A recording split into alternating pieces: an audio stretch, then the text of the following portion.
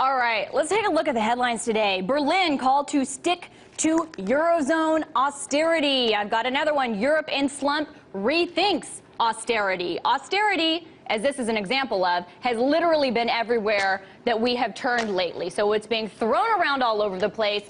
What exactly does it mean?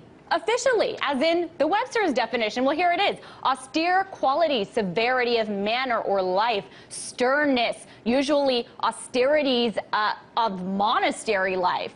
Okay, well, that sounds pretty awful. I wouldn't want to live in a monastery or live a stern lifestyle. But does cutting back on government spending qualify as austerity? Austerity. Well, maybe in the short run for those whose incomes drop as a result. But what about longer term? What does austerity mean in that sense? Okay, there seems to be a popular notion among mainstream economists that there are periods like the one we are in today where the private sector willy-nilly just stops spending. This is otherwise known as a crisis in aggregate demand, and the solution, according to people like Paul Krugman, is for the government to step in and spend money. But why isn't the private sector spending? Again, mainline economists point to something called the paradox of thrift in order to explain this. Well, this paradox, they believe that people responding to negative expectations about growth, income, security, choose to save an ever greater amount of their declining income. And by doing what's in their best interest,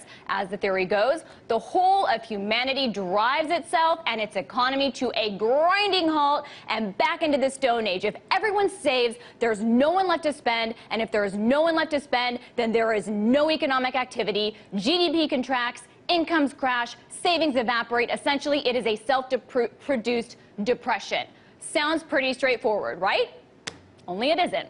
What economists like Paul Krugman, Ben Bernanke, and others fail to recognize, in our view, is that there's a reason the private sector isn't spending, and it has nothing to do with an elaborate psychological feedback loop. It's true that negative expectations about the future, sure, they reinforce a negative trend. But at some point, that trend does have to reverse. A bottom will form, and from the point of that bottom, the economy, well, what else does it have left to do? It'll go the other way. It'll rebound. So what then is preventing the bottom from forming?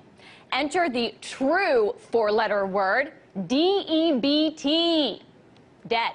The reason that the economy can't recover and the reason the private sector isn't spending is because it's in the process of deleveraging from a debt binge that has gone on arguably for almost 4 decades in the U.S. and with a bit more variation in Europe. The problem isn't a lack of demand. This is a symptom. The disease is a stock of nominal debt so large that it has created a negative drag on the economy. And attempting to carry this debt and not defaulting on it, not forgiving it, is a path towards feudalism, towards serfdom. And this is why we have bankruptcy laws for the private sector. The notion that this should not apply to government debt as well is bank propaganda. And as we have mentioned often on this show, excessive debt levels lead to the distortion of prices and the misallocation of capital.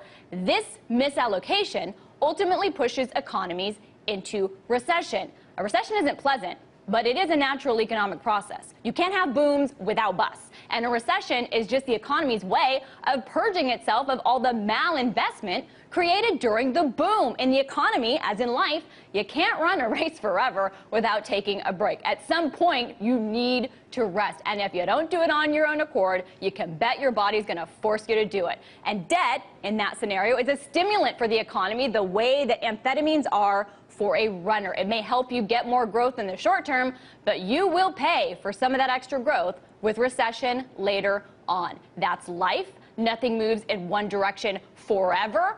And on that note, this introduction maybe is bumping up against those limitations as well. So let's turn to our guest, Mish Shedlock. Mish, he's investment advisor for Sitka Pacific Capital. And it is so nice to have you on the show. And you are right, it looks like a beautiful day in Illinois where you're sitting. Thanks for being on, Mish.